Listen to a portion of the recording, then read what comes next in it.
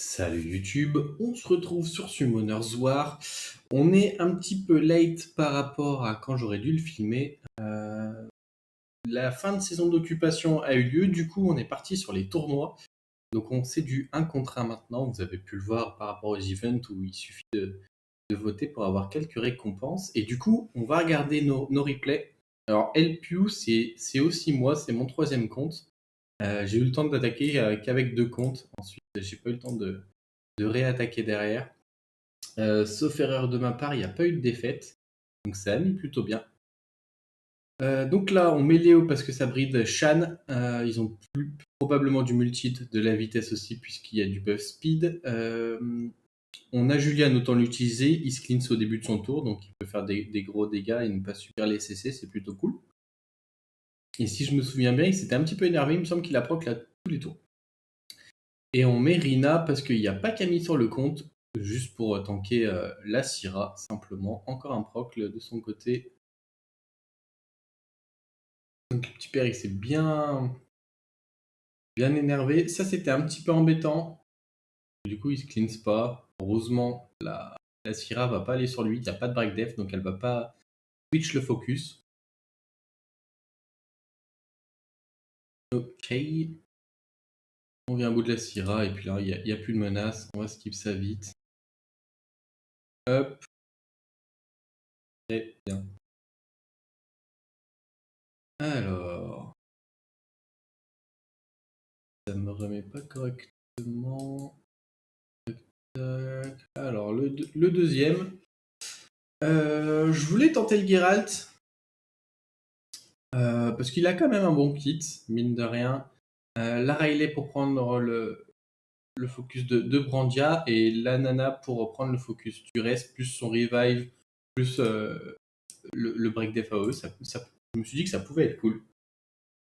Comme ça, le Geralt de feu était fine. Là-dessus, il me met le slow, c'est embêtant. C'est my bad, hein, j'avais pas de volonté. Hop. Donc là-dessus, là, je pense que la Brandia était pas artefactée runée. Vu comment elle a fondu. Paf, paf. Et ça fait des dégâts quand même, mine de rien. Et je suis pas sûr d'avoir des gros artefacts, mais avec des artefacts multi, je pense que ça pourrait bien dégommer. Sachant qu'il se setup lui-même son break def. Paf, le 25k à l'auto.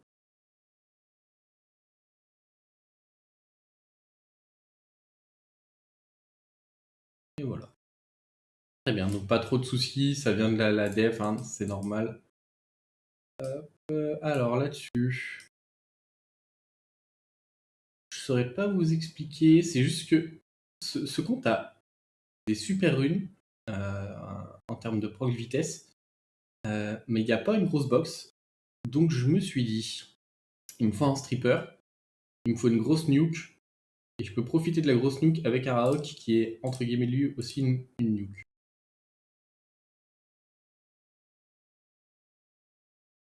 Donc c'est pas forcément le meilleur focus, j'aurais pu aller sur Ergar. Ce que je vais faire juste après, on laisse pixel. Je pense que c'est le Perna que le jeu nous prête d'ailleurs celui-là. Alors, dommage, c'était fait résiste le strip, là je peux avancer, la Riley elle va juste faire des sorts 3 en permanence. On va même couper le replay ici parce qu'il n'y a pas moyen que la Riley elle puisse tanker tout ça, surtout que la Lorraine lui avait mis le break def. Alors, ici, c'est des offenses que j'aime bien faire parce que j'ai quand même deux strips avec le robot et Chongpung. J'ai du break def avec Savannah et Chongpung et j'ai du CC avec le robot.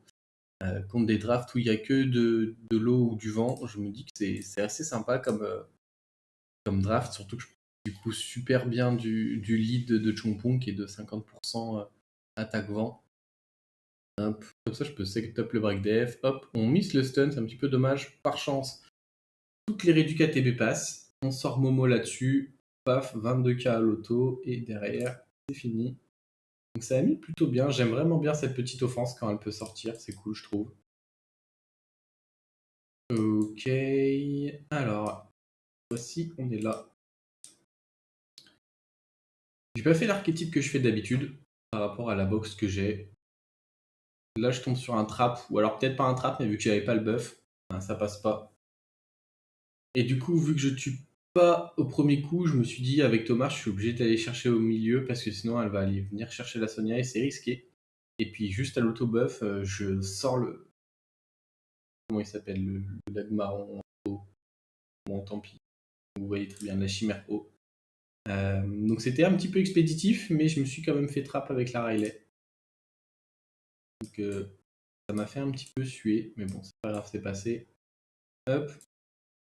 Alors là, il y a très peu de sustain, je crois. Je sais plus ce que fait l'éléphant d'arc, mais je me dis qu'avec le sort 2 de Lamiela, pardon, et le sort 2 de Skogul, je peux mettre d'énormes dégâts en instantané. Hop. Et c'était bien le cas, très squishy, j'ai trouvé. Ça m'étonne un petit peu. Peut-être que c'était un archétype offensif, je saurais pas vous dire. Hop, on arrive sur une autre offense avec un Dark. Du coup, on attaque avec le Milling. On va le mettre en passe avec son leader skill, comme ça on craint pas trop le Douglas. On a mis le chilling pour l'app et pour aller strip avec son auto grâce à son passif, tout simplement. Hop, là on a un bon proc, du coup on peut sortir l'immunité. Paf, gros proc, on met du 9k par hit. Hop, on remet le buff attaque sur le Ming.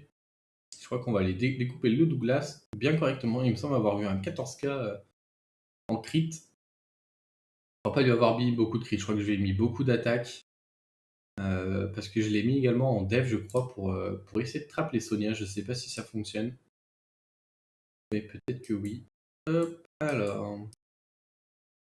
Ensuite, on y va. Tanky, Fengyan, Fermion et Alice, je crois qu'elle s'appelle. Donc elle est sympa parce qu'elle met une protection sur celui qui a le moins de PV de l'équipe. C'est assez random. Et elle met son sort 3 qui réduit le dégât. Quand elle est dans cette forme-là, voilà. Je prends très peu de dégâts, ça met très très bien.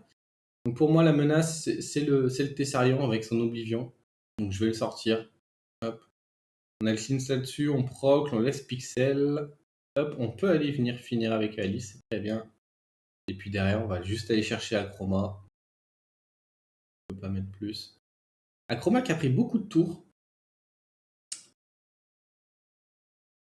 Moi aussi, j'en prends aussi, mais elle a bien tanké quand même, hein. On voit que la jauge de destruction, elle avance petit à petit.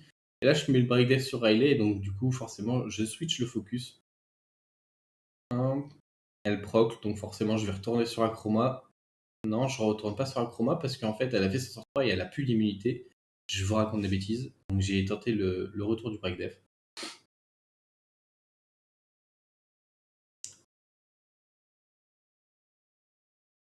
Elle avait quand même bien proc de son côté également. Hop. Donc sur Acroma, c'est normal de ne pas poser les debuffs, ça vient de son passif. C'est le seul monstre qui ne subit pas les effets néfastes. On peut même pas l'Oblivion. Mécanique particulière. Et peut-être qu'il y a d'autres effets maintenant sur son passif. J'ai pas suivi si elle a été buff. Là, on laisse Pixel. On va venir finir avec le Fengyan. Ça nous met bien. Hop. Et là, il est toute seule. C'est finito également. Destroy aura fait son effet. Je me demande s'il y en avait sur Fermion. Je me rappelle plus. Il y en avait au moins sur le Fengyan. Hop. On passe à la suite. Et la suite, c'est une MST. Le Geralt Feu, la citrouille et Camille. Hop, on est parti. Donc, la menace, ça va être le Geralt Feu. Ok. Le Stripstun est passé que sur lui. C'est pas grave, on va aller le finir instantanément. Et ensuite, on va aller chercher la Camille. Là, je mets l'immunité. Et là, j'ai pris peur parce qu'il m'a fait quand même pas mal de dégâts sur la Martina. En 3 tours, il one-shot. Heureusement qu'il a pas proc, ce petit père. Hop, et là, c'est finito. Bon, c'était normal. C'est assez offensif, donc très peu tanky. Ça nous a mis bien. Donc ça c'est bon. Voilà. Alors, à part le Léo qui est peut-être en HP, il y a des grandes chances que le Fengyun Abelio ça dépasse pas les plus 30k, donc du 40k. Et si on fait au moins du 15k avec le Luchen, on peut se dire que ça va passer. Donc là, mais la Nezuko elle est plus rapide, on donne le tour à Luchen et on fait sort 3, donc on a eu du 16k par carte. Donc ça nous donne du 48k AOE, donc ça nous met bien, ça bypass le passif de Abelio, donc on est plutôt satisfait. Ensuite, donc on a vu ça. On retourne sur une seconde MST. Hop, donc là, on va prendre l'initiative sur le Mewang, on le décape. Là, je mets le heal tout de suite, et puis on va chercher le Fermion qui est une grosse menace. Et je me dis qu'il n'y a pas de heal et que je vais laisser le Fermion à la Triana pour augmenter mes, enfin, pour optimiser mes dégâts sur la cible restante, tout simplement.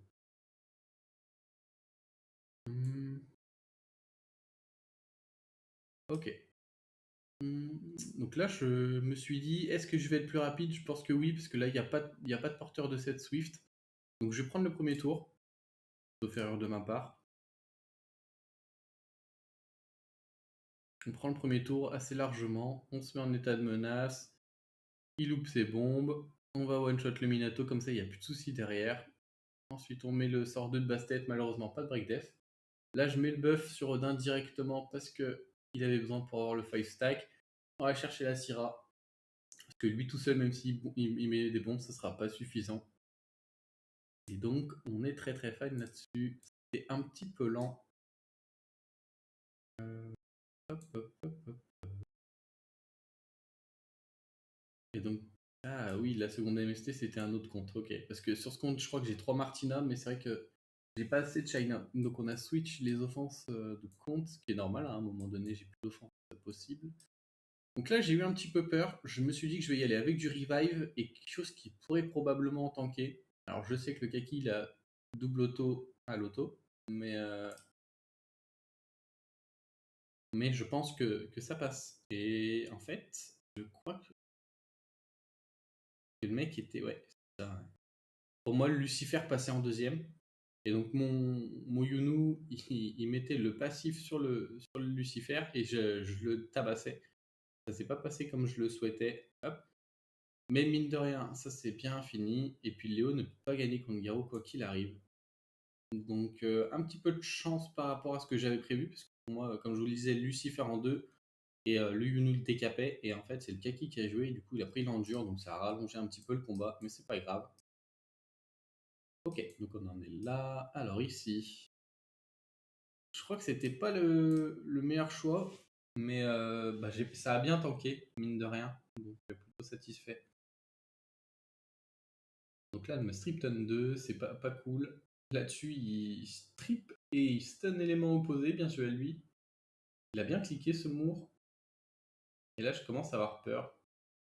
Il a déjà beaucoup joué, il va vite retrouver ses CD, et moi, j'ai toujours pas commencé à taper. Et par contre, la Gianna est très squishy. Et a priori, quand j'ai pas de buff sur mon... Ah si, elle le fait là. Mais par contre, elle était très squishy et du coup, le Fengen l'a tout tape, si je dis pas de bêtises ou presque. Donc ça a mis plutôt bien. Non, mais le revenge avec Fengyan pour avoir un petit peu de sustain aussi sur Alia. Et au moment où Gianna elle est sortie, ils ont plus assez de punch pour me finir. Le singe light, c'est plus du contrôle que des dégâts. Hop. Met l'immunité. Hop, et c'est fini pour lui. Tac. On en était là. Alors, je sors le traçard là-dessus. Je me dis que si j'arrive à sortir une cible avant le traçard, fasse retomber le boulet de canon, je vais faire d'énormes dégâts. Donc j'imagine que je vais tenter de sortir le Tessarion. Et l'erreur que je fais, parce que vous ne me voyez pas faire le sort 2 de Mei Wang, c'est que je l'ai je l'ai fusionné avec le sort 2 de Xingze et j'ai cru que j'allais reprendre de la télé et donner des tours au, au Tianlang et du coup je l'ai pas fait, j'ai pas tenté le break dev sur le Tessarion et c'était un misplay de ma part. Je m'en suis rappelé qu'après, j'ai évidemment pas lu le spell en plein milieu du combat, my bad. Donc ça a pris un petit peu plus de temps mais c'était pas un problème, je me voyais pas du tout perdre le combat là-dessus. C'est-à-dire que le sein, il a scale, il est là, 60k, mama, on adore ces genres de dégâts. Ok, alors la suite. Alors je sais que le Buldo peut gérer le Laika, parce qu'il va probablement le stun. Il n'a pas d'effet, il aura 3 attaques à l'auto, des bonnes attaques. Donc à l'open, je pense que je sors le Chandra avec, avec cuivre.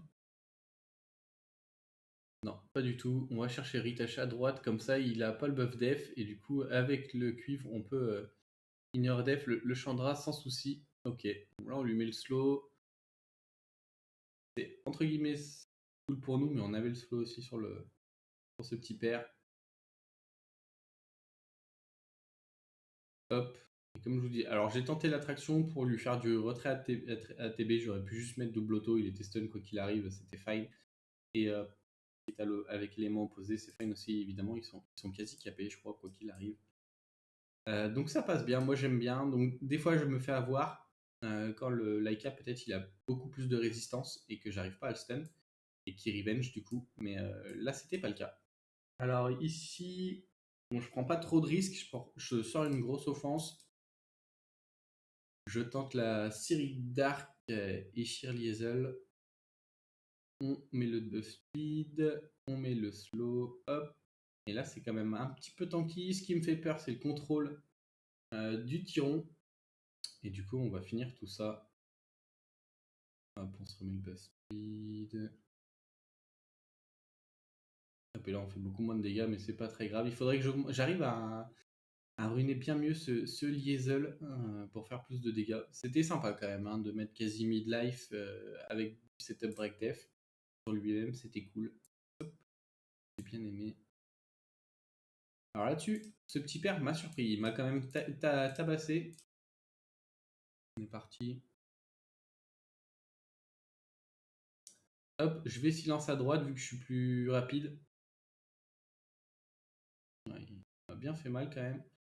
Là, vu comment il m'a fait mal, je savais qu'il était squishy et je me dis, bon, j'ai pas besoin de la posture de sniper, on va juste aller l'éliminer comme ça au cas où ils sont violents et qu'ils fassent des siennes. Alors, on en était là et. Alors, la suite. Bon, là, je tente le Guillaume, mais c'est peut-être plus un mob de def, hein, où j'ai peut-être pas eu de chance non, également, hein, mais j'étais un petit peu déçu. Bon, là, je split le focus, j'aurais peut-être dû sortir le Mimia, hein, c'était my bad avec le Guillaume.